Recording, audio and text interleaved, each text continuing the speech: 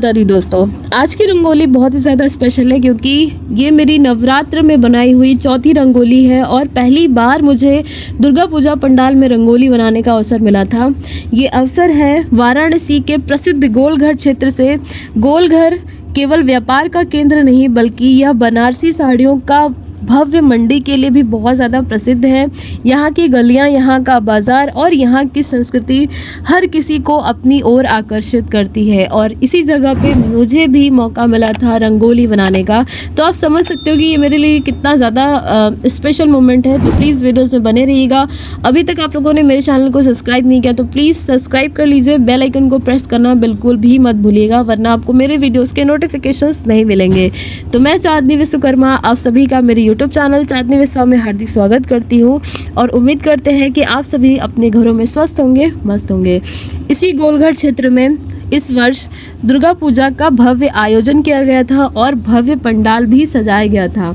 चारों ओर रोशनी, सजावट, माता रानी के जयकारों से पूरा वातावरण गूंज रहा था। जब ढोल नगाड़ों की थाप, शंख की गूंज सुनाई दी तो ऐसा लगा मानो माँ दुर्गा स्वयं अपने भक्तों को आशीर्वाद देने पधार चुकी हैं। इस पावन अवसर पर मुझे भी एक सौभाग्य प्राप्त हुआ माँ दुर्गा की रंगोली बनाने का। रंगोली भारतीय परंपरा में केवल एक कला नहीं बल्कि शुभता और भक्ति का प्रतीक है। मैंने जब विभिन्न रंगों से माँ की छवि बनाई तो ऐसा लगा मानो स्वयं माँ ने अपना आशीर्वाद दिया हो और उसमें स्वयं समाहित हो गई हो। तो मैंने यहाँ पे लाल रंग माँ की शक्ति का जो प्रतीक माना जाता है उसको ऐड किया था। पीला रंग माँ की करुणा, नीला, बैगनी और गुलाबी रंगों को भी यहाँ पे ऐड किया था। जैसे कि आप लोग जानते हैं कि मैं जब भी रंगोली बनाती हूँ तो उसमें सफ़ेद रंग यानी जो वाइट रंगोली कलर होता है उसको ज़्यादा से ज़्यादा यूज़ करते हैं क्योंकि वाइट रंगोली से ही पूरे रंगोली में एक जान आ जाती है, चाहे हम कितना भी सुंदर रंगोली क्यों ना बना ले। तो जैसे कि आप लोगों ने देखा मेरी 3 जो पंडाल में रंगोली मैंने बनाई थी उसका जो बीच का बैकग्राउंड था उसको मैंने सेम ऐसा ही रखा है यानी कि येलो, ऑरेंज और हमारा रेड का कॉम्बिनेशन। उसके बाद जो मैंने बीच में माँ की प्रतिमा बनाई है, चारों रंगोली में माँ को मैंने अलग अलग रूपों में दिखाया है। यहाँ पे हमने एक बहुत ही बड़ा सा माँ का जो वाहन है सिंह उसको यहाँ पे दिखाया है और साथ ही साथ माँ को सिंहासन पे विराजमान करके वन साइडेड फेस यहाँ पे दिखाया है जिनके हाथों में त्रिशूल है। इस तरीके का आकृति आपको यहाँ पे देखने को मिलेगा।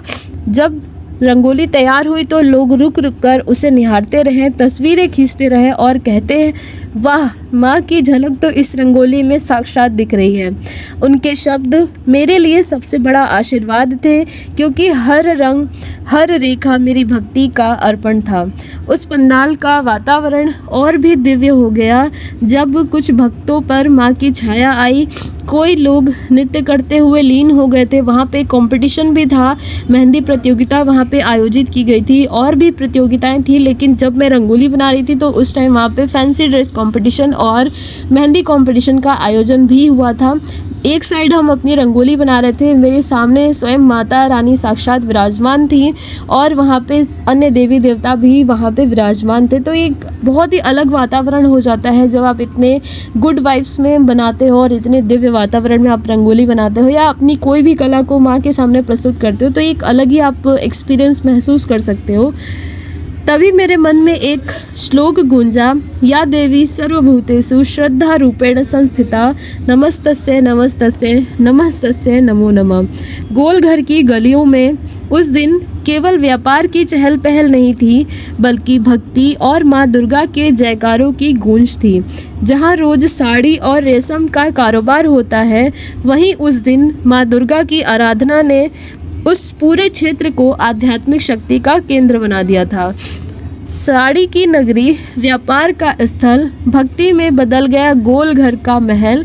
रंगोली में बसी माँ की छवि निराली, भक्तों को मिली कृपा अपार और खुशहाली। सच में यह अनुभव मेरे लिए बहुत ही स्पेशल मोमेंट है, यादगार मोमेंट है। रंगोली केवल रंगों का संगम नहीं बल्कि माँ के चरणों में हमारी भक्ति और श्रद्धा का समर्पण भी है। तो बीच में आप लोगों ने देखा कि मैंने किस तरीके से ब्लैक एंड वाइट मैंने यहाँ पे ही बनाई है। यहाँ मतलब मेरे जो दुर्गा पूजा पंडाल में जो भी रंगोली मैंने बनाई है, ये मेरी चौथी रंगोली है। इसके पहले जो मैंने 3 रंगोलियाँ भी बनाई है वो सभी लगभग ब्लैक एंड वाइट में ही बनाई, क्योंकि टाइम बहुत कम होता है और भक्तों का आवागमन ज़्यादा होने लगता है, तो जल्दी से चीज़ें कंप्लीट करनी होती है और साथ ही साथ अपनी प्रतिभा को भी दिखाना होता है कि हम क्या स्पेशल बना सकते हैं, क्या यूनिक बना सकते हैं। तो मैंने black and white he use किया है। तो यहाँ पे आप देखिए कि ब्लैक कलर से मैंने सारी चीज़ों को यहाँ पे ड्रॉ कर दिया। जो सिंह है वो कितना ज़्यादा भव्य रूप से दिख रहा है आपको। मुख उसका जो मुंह है वो ओपन माउथ करके मैंने दिखाया है, दांतों को मैंने बनाया है और वाइट कलर से उसकी जो हाइलाइटिंग पोर्शन है उसको मैंने यहाँ पे दिखाने का कोशिश किया है। सेंटर पार्ट इतना ही है और साइड में मैंने रंगोली का जो नॉर्मल डिज़ाइन है, बॉर्डर वगैरह और कुछ रंगोली के डिज़ाइंस को यहाँ पे मैंने ऐड किया था, जिससे कि हमारी रंगोली और बड़ी हो जाए और भी ज़्यादा भव्य और दिव्य लगने लगे। तो यहाँ पे देखिए मैंने पर्पल कलर हम यहाँ पे कर रहे हैं, यानी कि जो हमारा बैगनी रंग है उसको हमने हल्का हल्का सा स्प्रेड किया है। मैं बहुत ज़्यादा रंगोली कलर को मोटा फॉर्म में यूज़ नहीं करते हैं, बस इतना ही यूज़ करते हैं जिससे कि हमारा जो ज़मीन है वो ढक सके। तो यहाँ पे आप देखिए ये एक गली है, गली के अंदर ही वहाँ पे माँ का पंडाल बनाया गया था और वहीं पे मैंने अपनी रंगोली को बनाई थी। तो जिस दिन मैं ये रंगोली बना रही थी उसके एक दिन वहाँ पे पहले रात में बहुत ज़्यादा बारिश हो गई थी, जिसकी वजह से पंडाल थोड़ा सा गीला हो गया था, लेकिन जो फ्लोर था वो काफ़ी अच्छा था और बढ़िया था। रंगोली बनाने में उतना ज़्यादा दिक्कत नहीं हुआ मुझे।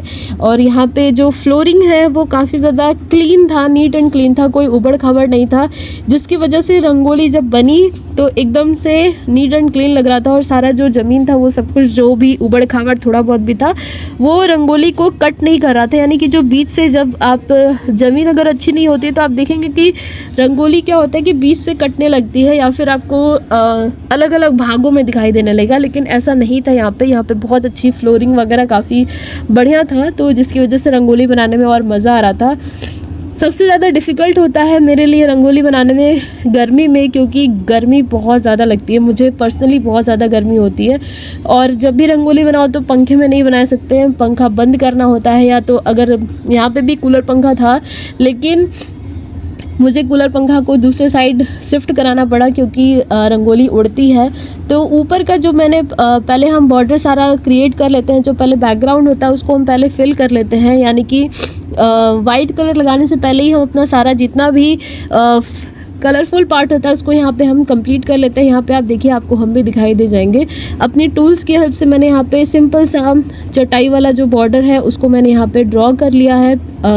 मेरा एक टूल्स 2 काम करता है, उससे हम कैलीग्राफी भी कर लेते हैं, डिज़ाइनिंग भी कर लेते हैं, साथ ही साथ गलीचा वाले डिज़ाइन को भी हम यहाँ पे ऐड कर सकते हैं।